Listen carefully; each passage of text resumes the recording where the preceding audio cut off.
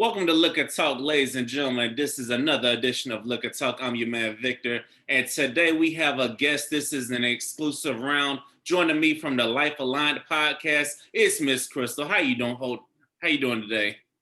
I am great, Victor. How are you?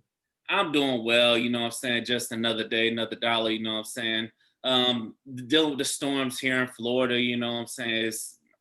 Sometimes here in Florida when it's not hot as hell, it's raining. So This is true. Is it still hurricane season down here? yeah, it's still hurricane Okay. season. We're still in the midst of hurricane season. Okay. But yes, I am familiar with Florida storms. Yes, who at this point who isn't familiar? Because it's anybody up north knows that Florida is just crazy with the storms and crazy with a lot of other things too. Yes. Yeah. Y'all are special. Yes, I know. It's like no matter whoever I pod with from whatever part of the country they're in, they heard of Florida and the mess that is going on here in Florida. Gotta love it. Gotta love it. So tell me about the Life Aligned podcast. Well, the Life Align podcast is, I like to say, I give people the tools they need to live a life of purpose. So it really is just about giving people information that helps them to follow their own intuition, their spiritual messages that they receive, to really being happy and fulfilled in the here and now. Wow, wow. So I see here on your last episode, you talked to a psychiatric medium. How was that experience? So, yes, my latest episode is with a good friend of mine, Kasana, who is a psychic medium. And it's funny because, well, I mean, I've always, like, from I was a kid, I've always been really into like the supernatural, ghosts, the afterlife. It was never really a question for me about whether or not like something beyond this life existed. Um, but now being in this space and really exploring my own spirituality and being coming in contact with people who are on similar journeys and have different gifts, it has been so interesting. And Kasana is one of those people who I have met on this journey, and she's actually done readings for me in the past as well. So I know she is the real deal. And she has not only in like scheduled readings that we've had together, but she'll call me sometimes and be like, somebody's coming through for you. And she has been really helpful on, because the episode it was a bonus episode that I released on Friday. So just before this latest episode, um, I talked about leaving my job. And she was definitely one of those people who like had messages for me like along the way, like, girl, they telling me you need to go. Wow. So yeah, it's been interesting. So has she been like very accurate with her readings, or has there been some things that's like she said it's gonna happen, but it actually didn't happen? No, so she's been definitely very accurate. And um it's funny because when we were doing a reading, what she was doing a reading for me, and she's like, somebody came through and she's like describing somebody on your mother's side, it's a male, and like I knew it was my grandfather. And as soon as like she described him to me, and I'm like, it's my grandfather. And she like pauses, and then she's like, he's gone. Like it was like he just came through to say, hey, I'm here. And as you know, when she figured out who he was, and then she came or went back to ask him like, what was the message, what did you want to say, it was like, I was gonna ask him if he had a message and he's gone. I'm like, that was totally his character. He just was a man of very few words, but a very strong presence. And he really didn't need to say anything. It was just like, hey, I'm here and I'm gone. So yeah, no, she's definitely on point. She is the bomb. She's the real deal. Understood, understood. Sorry for the loss of your grandfather. I lost mine at a very young age, and it's like sometimes you grow up, you wishing that you had your grandfather around with some things that how you think some things have been different, but he's in a better place now. So I'm pretty sure your grandfather is too. Oh yeah, no, absolutely. And I mean, he's come through. So I'm not a psychic medium. I don't necessarily talk to dead people the way that, like I said, Kasana and some of my other friends do. But I do receive messages, and he is definitely one who often is like gives me very clear, without a doubt, like, all right, I get it, I understand. So it's just been cool being in this space, and just phenomenal to see the growth in my life and the lives of people around me, my clients, and it's I love it. This is what I'm meant to be doing. Absolutely. So, what do you do outside of your podcast? So outside of my podcast, I am a spiritual life abundance coach. Really, I use tarot and other divination tools to help people clear blocks to abundance. And when I say abundance, like, people instantly think about money, but it's so much deeper than that. Like, so many times, and it's like so cliche, like money doesn't buy happiness. You can have all the money in the world, but there usually, for most people, is at least one area in their lives where like everything else is great. You got the job you want, the house, the car, the whatever, but you don't have that person to share it with. Or you have all of these things, you have a mate, and you don't have children or family. So just whatever that area is for you, whether it's your spirituality, your relationships, and not only love relationship or romantic relationships. Maybe it's friendships. Some people are really feeling like they have no friends. So whatever area a person is feeling like there is any sort of lack, we work on getting to the root of the problem first, because I firmly believe, like, unless you understand what the problem is, you can't fix it. And the same applies to abundance. Unless you understand why you're not attracting abundance in whatever that area is, you can't fix it. So the first step is getting to the root of figuring out, and it might not be an issue that you created or that was created in this life. Sometimes it's a past life or ancestral kind of issue, but it's important to know that. So once we figure that out, well, then the next step is, all right, now that we know what the problem is, how do we address it? What steps need to be taken to clear and release this block so that you can begin to fully step into that unlimited universal abundance? That's real. That's real. So, now what made you decide to start a podcast? So the podcast was actually my husband's idea. And I started out doing tarot readings on YouTube. And it was just general readings for the collective. And he kept saying, you've got the YouTube channel going, you should start a podcast. Like, podcasts are big right now. And I'm like, all right.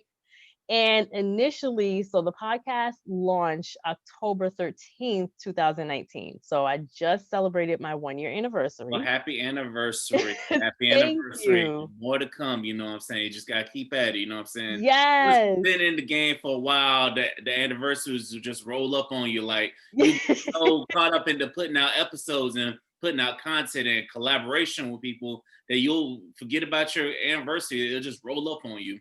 Yes.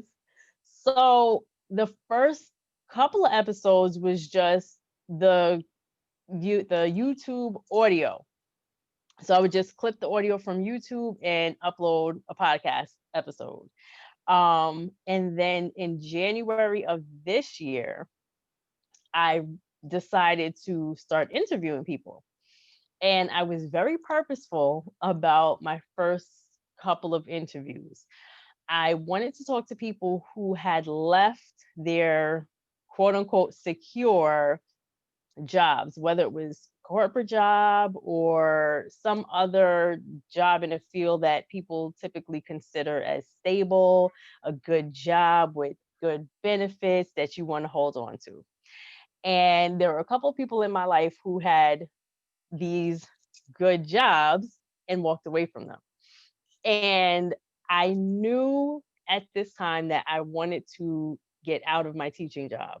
I knew I wasn't happy. I knew that my gifts were not being utilized in the system that is the American education system. And I knew I had to get out. So I'm like, I'm just going to talk to people who have done it and figure out how I can do it. And that was my goal. So I started interviewing people who had left their jobs, and it just from there just kind of grew. I'm like, well, who else could I interview? Who else is doing something interesting? And that's sort of where I am now. With so I alternate typically. Every other episode is an interview, and then every other episode is just me just shooting a breeze. It may be a like specific topic related to like September was Sextember. So the whole month of September, all my episodes were centered around sex and spirituality. Um, so it really just depends, but that is pretty much the format of the show now. That's what's up. That's what's up. Now I know shoot the October theme was the rising of the dead, or how'd you come up with that theme? So for October, I for September and October, I think it just happened with the way like the people I had lined up to interview. So September, I had two guests who were kind of in the field of sex in somehow. I had a pussy prophet and a spiritual or sacred feminine porn star. So it was like, Wait, all how right, did well, those interviews go? so those were really interesting, enlightening episodes for me. Like I definitely learned some things. I learned about anal mapping, uh, which was interesting, and what else? And just really tapping into the sacred feminine, the pussy power, and how that connects with spirituality, and just really looking at that organ as so much more than just this sexual reproductive organ for women. Um, and then October, I had a deaf midwife lined up. So I'm like, all right, I liked how my theme for September went. Um, I need somebody else that like does something that has to do with death and dying. And I thought of Kasana. So I'm like, oh, I'll interview her. She's a psychic medium. And so October is Month of the Dead, or I like kind of made a riff off of Dia de los Muertos, Day of the Dead in Spanish. So I made it Mes de los Muertos. Um, yeah, my Spanish accent is horrid, but so October, I'm like, it's Halloween, Month of the Dead, perfect. So that has been my theme for October. It's been really cool. I started the month off with talking about ancestor altars, which has been, I mean, that like I'm feeling like I need to do another episode about it because I'm like, I don't think y'all know how important it is. Like just doing that, the transformation that I have seen in my life has been just phenomenal. Like I can't even begin to describe it. I'm like, like if you get nothing else from this interview, start an ancestor altar. It doesn't have to be complicated. But yeah, that has been big for me lately. Now, staying with that, what is exactly an ancestral thing? Because I've never heard of that, you know what I'm saying? Because I've heard of going on 23andme.com and ancestry.com, checking out your roots and stuff. Because like I said, I've never heard that. And most of the people in my family and most of the people I know of, they really don't know their roots. Right. So, I mean, as Africans, from the diaspora, African Americans, Caribbean, well, at most, I think if you're from Africa at this point, I think it's a little bit different, and you definitely have a stronger connection to your roots and your heritage. But any Black person born outside of the African continent at this day, in this day, is very disconnected for the most part from our roots, from our ancestry. But if you think about it, so an ancestor altar is just a place. Typically, people use tables. It could be a shelf. I mean, that would again it would be a whole other show. But very basically, it's a place where you can go to really just have conversations with your ancestors. And when I say ancestors, that term means so many things for so many different people. So, like, yeah, the literal is like the people in your bloodline who came before you. Um, and it doesn't have to go back as far, like, it can go back further than you know. So, like, maybe you just know your parents. Maybe you just know your grandparents. Maybe you had a relationship with them. Maybe you didn't. Like, again, there's so many ways that we connect with our ancestors, that we understand our ancestors today. But people of color have always like maintained that ancestor veneration through the generations. So when you like think about if somebody gets shot or they die in a car accident or something, like those memorials that you see are a form of ancestor altars. Mhm. Um, they have candles. They'll have like flowers or some kind of mementos, the teddy bears or whatever. So, like, these are all elements of a traditional ancestor altar. For a traditional ancestor altar, you're going to have your candle. That's the element of fire. You're going to have perhaps a plant or a physical item of like your grandfather's hat or something that is on your altar. So these are all elements that we can still see in like these kind of makeshift memorials. These are all like descendants of ancestor altars. You also have a glass of water on like a traditional altar. You may not necessarily see that again, like in a street side memorial, but the elements, the basic concept is there. And it really just, so what, for me personally, like I know a lot of my father's lineage. I was able to do a lot of research. I had a lot of information to work with, and I was able to trace my father's family back to Scotland. So I have a lot of information. My mother's family, not so much. I could only go back from what she knows to, for her dad, that's it. Like, she knows her father. She doesn't know his people.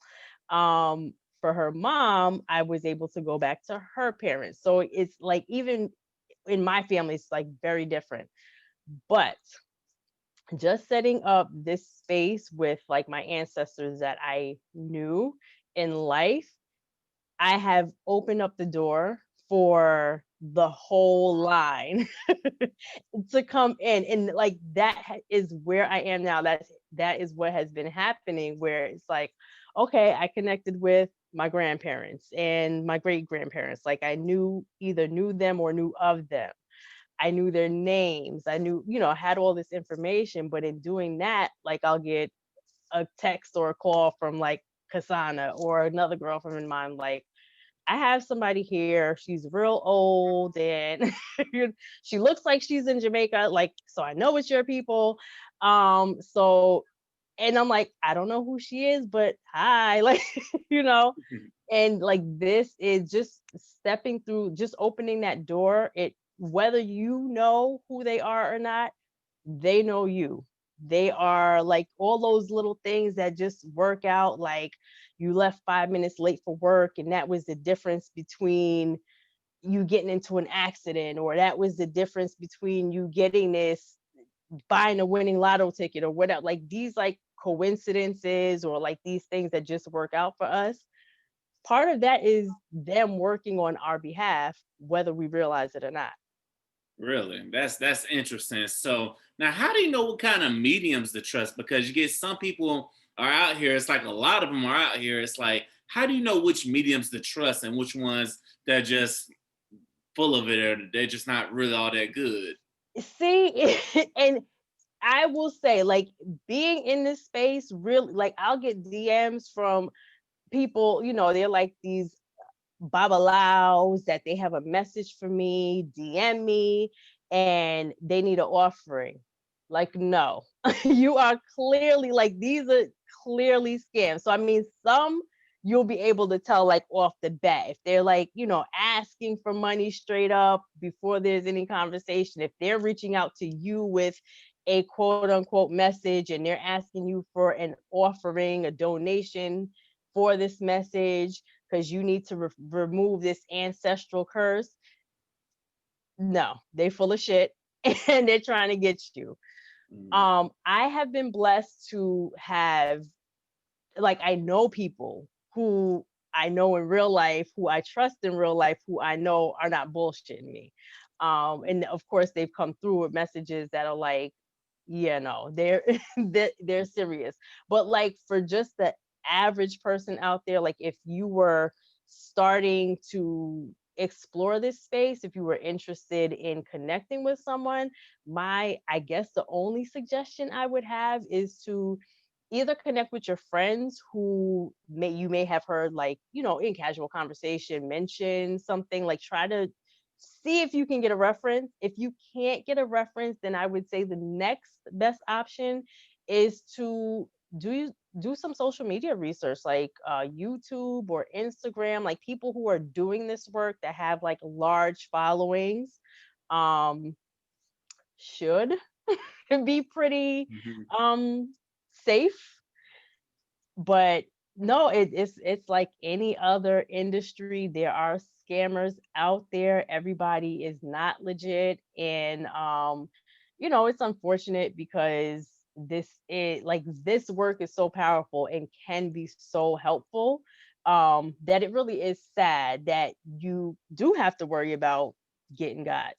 That's real. Ladies and gentlemen, this is Liquor Talk. If you don't know, now you know. The more liquor you drink, the better this podcast sounds. So, ladies and gentlemen, go ahead, pull you up some liquor and enjoy this is rather interesting conversation, ladies and gentlemen. You never know what you're going to get on Liquor Talk, ladies and gentlemen. So, getting back to tarot readings, how do you know which one, like I said, which one's to trust? Because you get multiple readings from multiple people? Because I've been contacted by a lot of people about tarot readings, and I've been running into a lot of people that do tarot readings.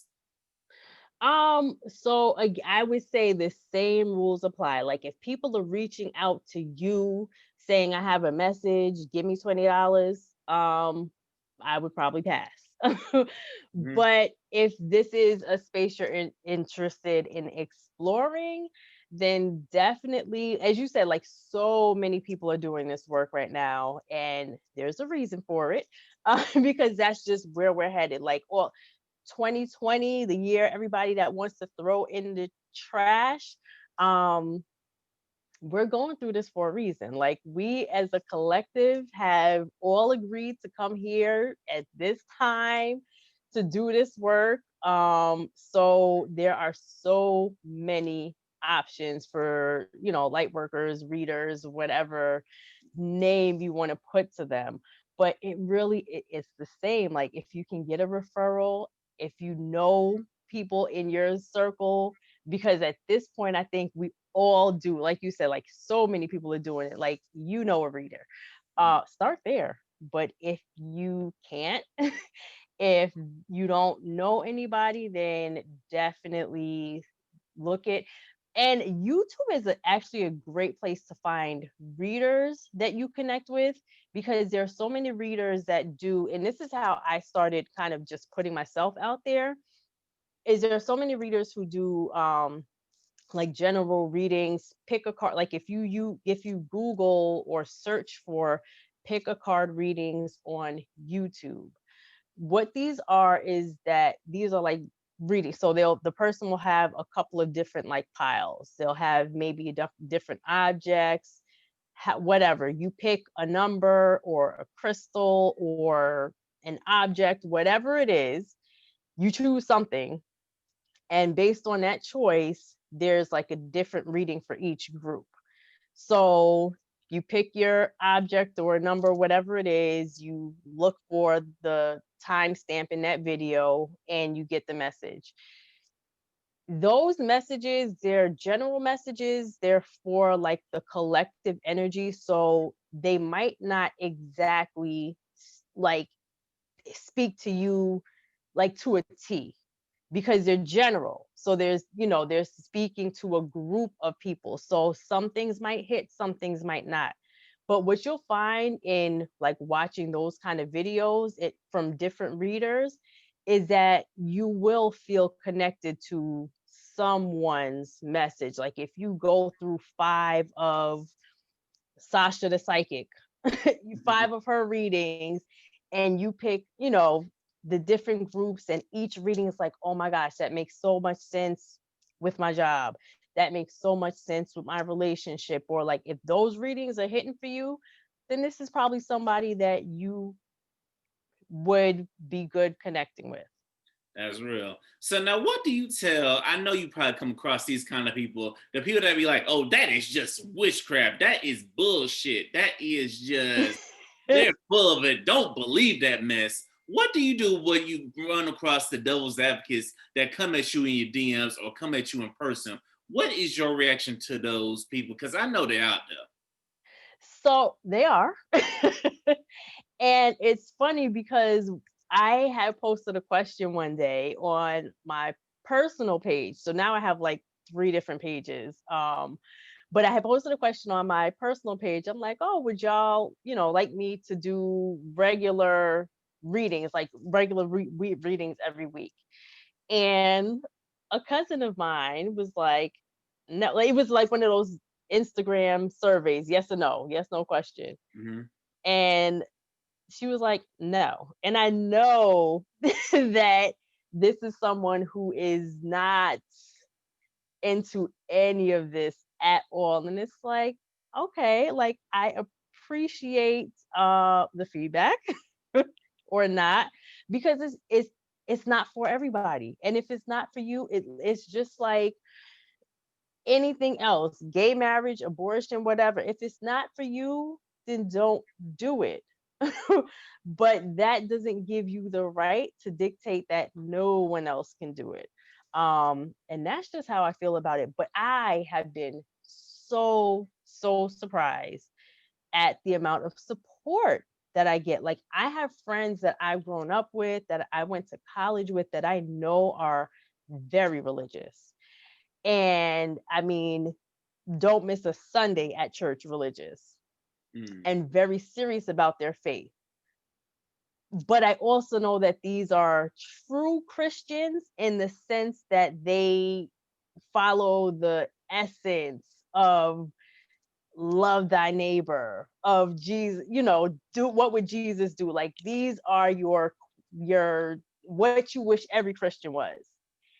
And I'm like, oh, I know that they're looking at my post like, oh, she's definitely like, I'm about to unfriend her because she's on some shit. But they have been some of my biggest supporters. Like they'll like my readings, or when I do, like I'll post like a fuck it Friday reading or something and just give the message, and they'll like that post. Or just in conversation, they're like, you're like, I can see that this is you. And I'm just like, wow. But it really just goes to show that when you step into your purpose, you will have unlimited, unexpected support, Yes. because that's what you're supposed to be doing. Yes, that is so true. That is so true. You know what I'm saying? I definitely agree with you with that to a degree, because once I got into podcasting, man, and I just got into groups on Facebook, the support just came out of everywhere. You know what I'm saying? And Yes. that's how it is. It's like that. So I definitely feel you on that. It's like when you into that right place, Man, everybody gonna come out with the woodworks to support you, whether or not, even if they don't agree with you, they're gonna come out and support you. You know what I'm saying? So what? Yes. So what do you think people can look forward to in the next year? Because I think this year has just been the hell for everybody. So if you and I'm gonna use tarot as kind of to explain it. 2020 is the tower. The tower in tarot is, and if you look at my background, I'm at a hotel right now enjoying my retired life. So so I don't have, and I'm like, I always walk with cards, but I don't have my cards with me. But the tower, if you look at this image of the tower in tarot, it is a tower, like it looks like Rapunzel's tower, and it's on fire, and people are leaping out of this tower, this building, this structure that is literally, it's like the images that we see of 9/11, where the towers are on fire and people are jumping really to their deaths to escape the flames. And this is the image that is on the traditional Rider Waite tarot card. And it's one of those cards that people fear getting because like that's what it invokes. Like, oh my gosh, I'm like jumping out of the fire into the pan from one catastrophe to another. But really the message in this card is that this tower was unstable, it was uninhabitable, it needed to be condemned and destroyed. And that's what's happening. We're witnessing the destruction of a structure that no longer served anyone. We're witnessing the destruction of a structure that is inherently dangerous. So, that destruction, that demolition, that shit hurts. It's painful. It's uncomfortable. Nobody wants that trial by fire. But what I believe we will see in 2021 is that the forest has been cleared, it's been burnt to ashes and cinder, and you may be looking around like shit, like I have nothing left. But what it's giving you is the opportunity to rebuild on fertile ground. It's giving you the opportunity to rebuild this tower from the ground up. We're laying that solid foundation so that everything that comes next, I mean, it's like the, what is that place? It's it's not Bali.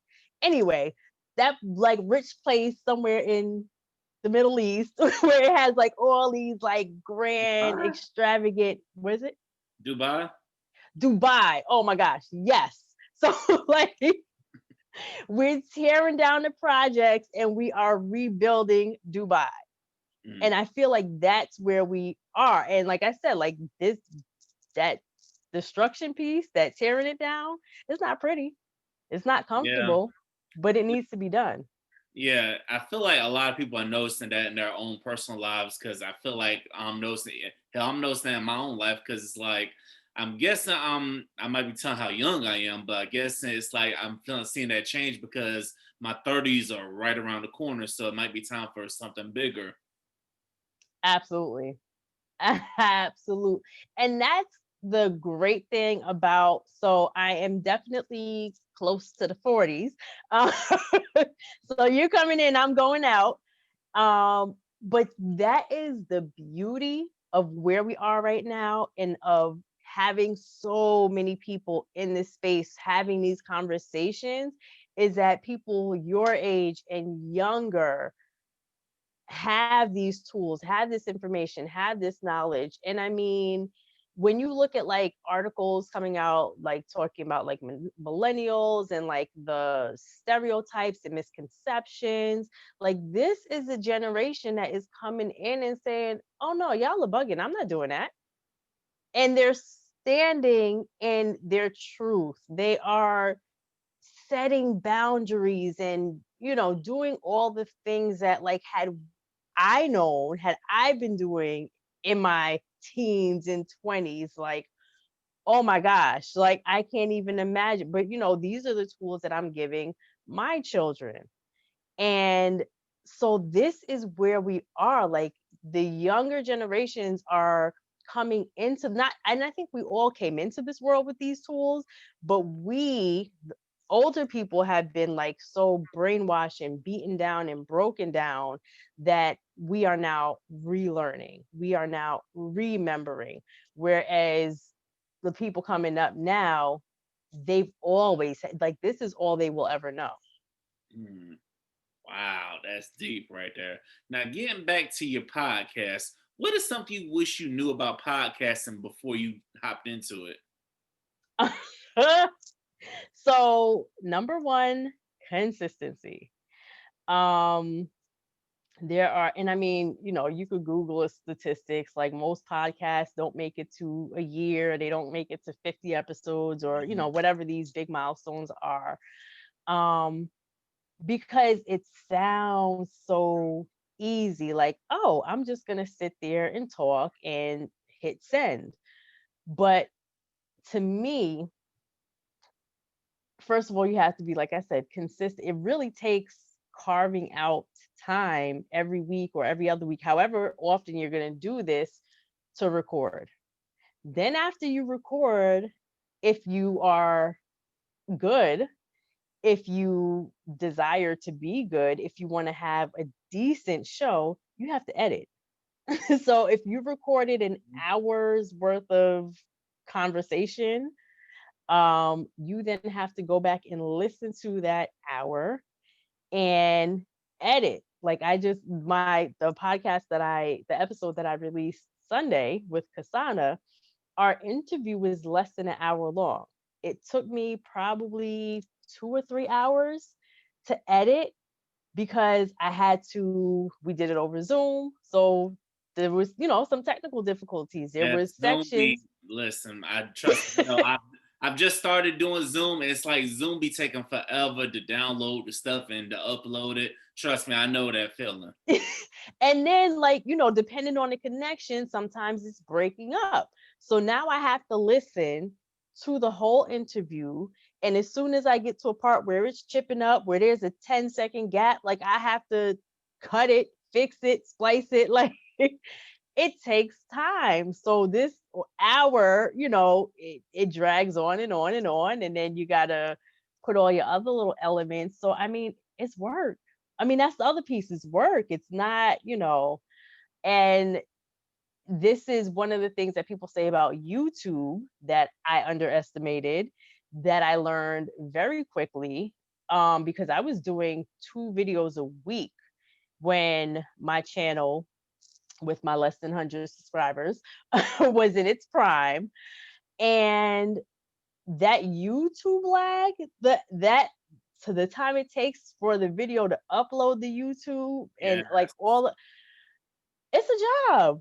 It really is. So it takes work. It's not all the like that polished episode, that 15 to 60 minutes, whatever you're listening to. It's work. yes, You have to enjoy it. And I took a few weeks. So like before quarantine, I think I missed quite a few weeks. And then quarantine kind of gave me my mojo back. I had time to get back into this space. So it was great. But yeah, just be prepared to work at it. And if you do not love it, if you do not enjoy it, you're not gonna last. that's facts. That is so facts right there. You hit the nail on the head right there. Because if you don't enjoy this, you ain't gonna last long because it gets frustrating. And trust me. And then Hmm. also, I know it's good to pay attention to numbers, but listen, if you look at them numbers, if you look for them numbers, man, you're gonna have to put some work in for them numbers. Because And it's funny because so I took a couple weeks off just because life shit happens, and I didn't really have an audience. And I mean, I still have a small audience, but so it was like whatever. But once I started being consistent and releasing episodes and like really being serious about it, every time I would think, well, nobody's listening. So does it even make sense? Without fail, again, the universe is very clear in its messages to me. And something would happen. Either somebody would comment, I would get a review, I would get a random, hey, I listened to your episode, or hey, would you like to be on my show? And it was just like, all right, y'all. All right. If I'm just talking to one person out there right now, this is what I'm supposed to be doing. I am touching one person out there, and that one person needs me. So I'm here for you. Yes, I learned that same thing. And what I had to do was I had to learn how to work smarter and not harder because I had a lot of people want to come on. So I took a mini break. I just recorded episodes ahead of time and just released them at different days. That's how I took my mini break. So I feel you on that. You know what I'm saying? Ladies and gentlemen, once again, this is Liquor Talk, the podcast. I want to thank everybody for listening to this. Well, you listen to us on Apple Podcasts, Google Podcasts, Spotify, iHeartRadio, Amazon, wherever you get your podcasts at, or if you're watching this on YouTube, I definitely appreciate, highly, highly appreciate you guys checking this out. So tell me this, what is your liquor of choice if you drink? I do. And I really love, my absolute favorite is it's a wine. It's a red wine. It's called Chocolate Shop. So they have two. They have one that's like a creamy, like a Bailey's type milky chocolate Mhm. liqueur or whatever. But I'm talking about the Chocolate Shop red wine. So it's a red wine, but it has very nice chocolate notes. So that's my favorite. It's not necessarily easy to find. Like there's like two liquor stores in my area that I know of that carry it. But that's my joint. So I'm pretty sure they see you regularly just to get picked that up. Yes, and it's one of those things where I'm like, I'm sure I walk in here looking like an alcohol because like I have to get 2 bottles, at least 2 bottles every trip because I mean not that 2 bottles of wine is a lot. And but yeah, because I'm like, I need my supply. Ain't nothing wrong with it. Ain't nothing wrong with it because I've seen people walk out the liquor store with 4 and 5 bottles. You know what I'm saying? It ain't nothing wrong with it. You know what I'm saying? We Yes. all have our things that we need. So now, where do you see the future of your podcast going? That is a good question. I mean, really from here, I just see myself growing. Like just growth, like in just touching more people, having more guests, and just continuing to do this work. Because as I said, this the destruction, this tower moment we're in is not over. Okay. So if y'all thought the first 3 quarters of 2020 was rough, buckle up. We're not done. But as I said, I feel like right now for like I am a voice that is here to help people through this transition. And on the other side, 2021 as spring begins to dawn again, and I mean this literally and figuratively.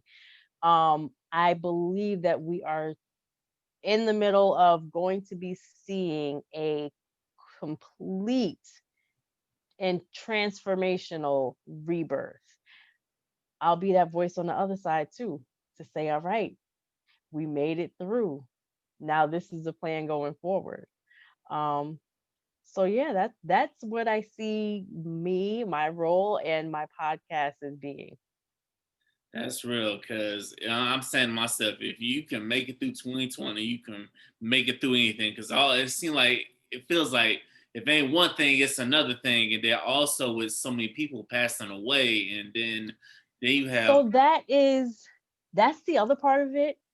And these are conversations that I don't have with many people. It's not necessarily something I have addressed this explicitly on my show because it is a sensitive topic and it's a different way of thinking. but there have been so many deaths during this year.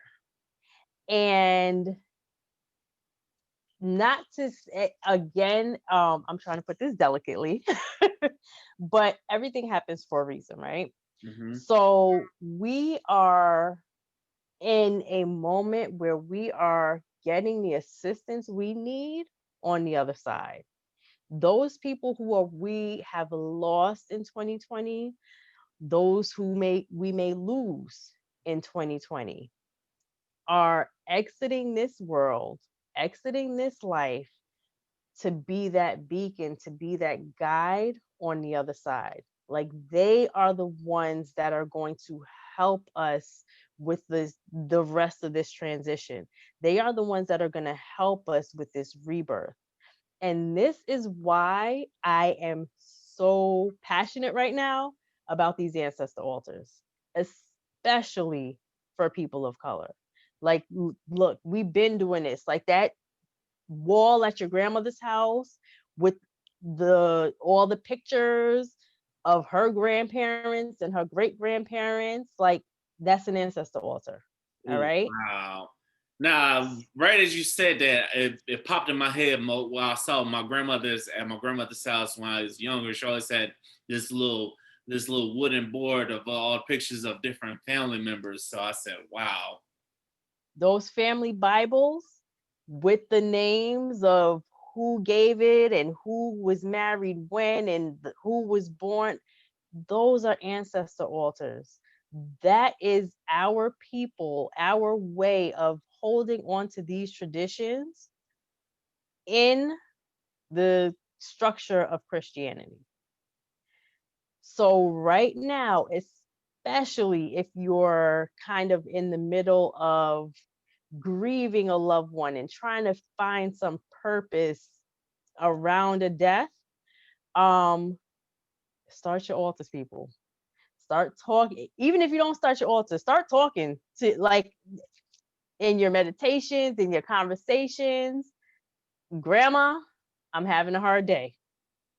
I need a sign that you're there.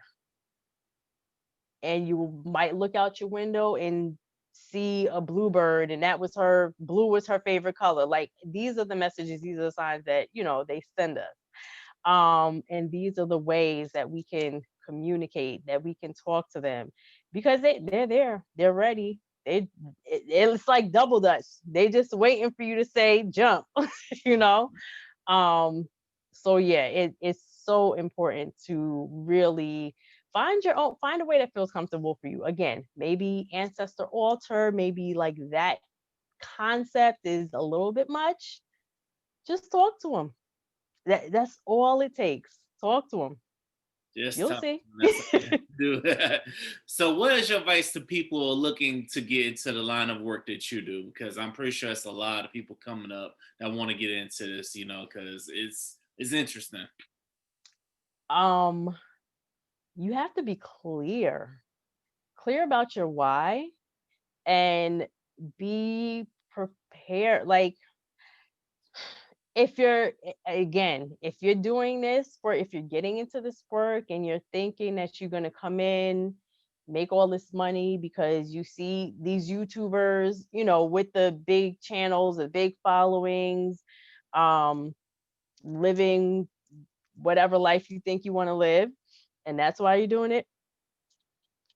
First of all, I don't think you're going to get very far. Like I really, um because your heart has to be in it. Like you have to be, I believe you have to be called to do this work. And it's not easy. Like, and really for me, the bonus episode that I released on Friday talking about why I left my job was kind of the height of this for me, because I have felt this calling to step into this work, to do this work. And I've been doing this work. I've been working on myself. I've been working with clients. And in doing that, I got to a point where like my soul was like, nah, no, like no more. And my mind was like, oh no, this is not what we signed up for. We got a good job. Like I was a fully certified teacher. I had a contract and health insurance and all of these things. And I have a family. So yeah, my mind was like, no, no, that makes no sense. Like no sense at all. But I couldn't do it. And I know that I got to that point because of this work. So it's not always glamorous, it's not always fun, it's not always crystals and sage and the cutesy shit you see on YouTube. It's not. So unless you are prepared to do the shadow work along with the light work, don't do it. That's real. That's real. So tell me, what can people get from listening to your podcast on a regular basis?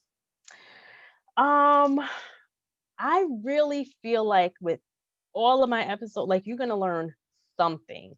Like sep- September was like, you see the title, you see the topics, and it seems raunchy. It seems like, sex, just for sex's sake. But if you listen to the episodes, in every episode, there is some way, something that you can learn. And that is really I'm not a teacher in the schools anymore. I am not necessarily teaching children anymore, but I'm a teacher. I was born a teacher. I am a teacher. I will always be a teacher. So my goal in every episode is to teach you something, and not just teach you something, but give you actionable steps. Like I'm not just going to show you how to add 2 plus 2. I'm going to show you how you can add 2 plus 2 in your everyday life. I'm going to show you how you can use what I just taught you when you go to the store and you're getting back the right amount of change. Like that is, I think that's the beauty of my show. So now, what can the men get from listening to your podcast? Because I always like to ask lady podcasters this: what can the fellas get from listening to you?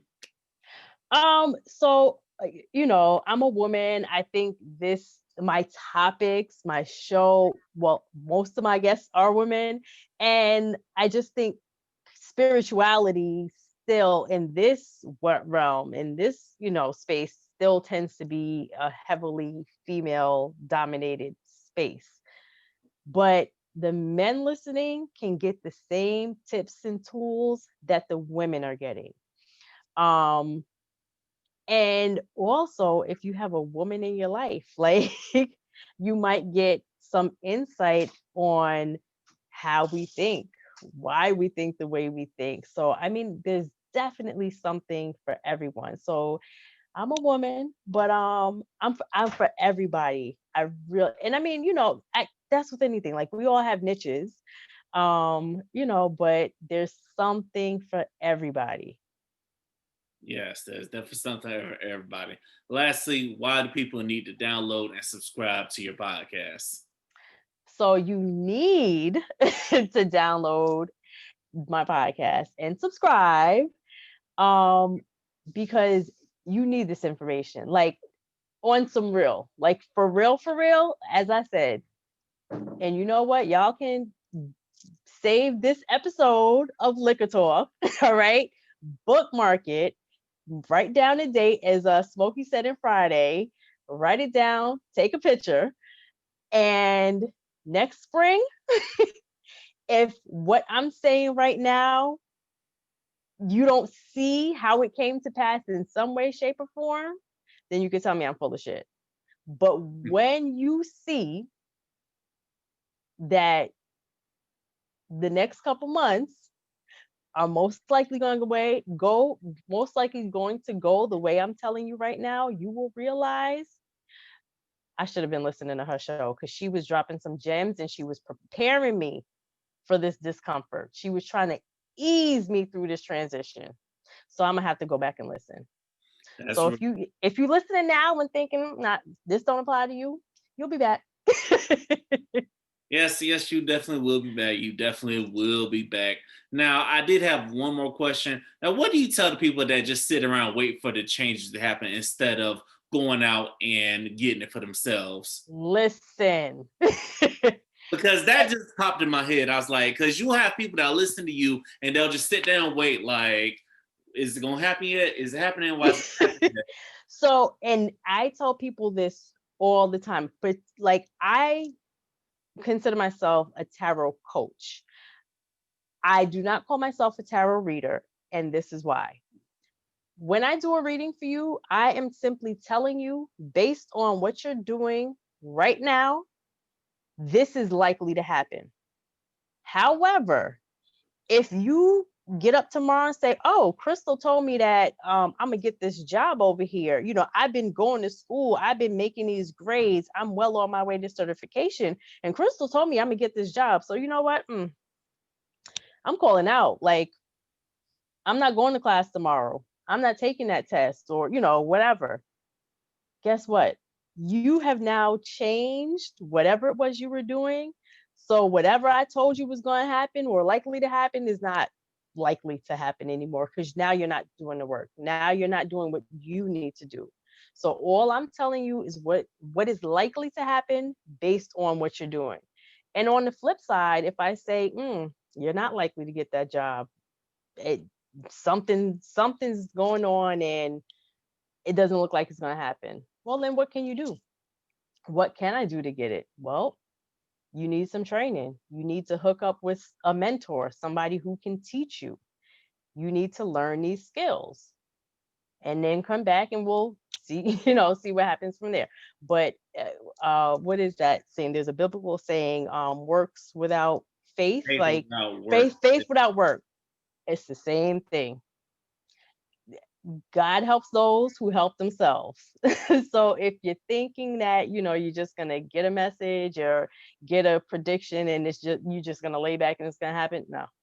You still have to do it's like anything else. You still got to clock in and do that work. That's real. Chris, I want to tell you thank you for coming on Liquor Talk. I definitely appreciate you coming on. You know what I'm saying? It means a lot to me that you'll take time out your day to come have around me and chop it up with me and tell me about your podcast and what you're doing and stuff. I really appreciate it. Thank you. Thank you for having me. And also, if you ever want to have me on, I might be in Florida, but I'm just a DM away. No, yes, actually, you're already on my list for November. All right, all right. That's what's up. And thank you, ladies and gentlemen, for watching this. And thank you for listening to this. If you reach the end of this, you're real VP. You're the reason I continue to do this. I want to thank you all. Until next time, we out this thing. Thank you for listening to Liquor Talk.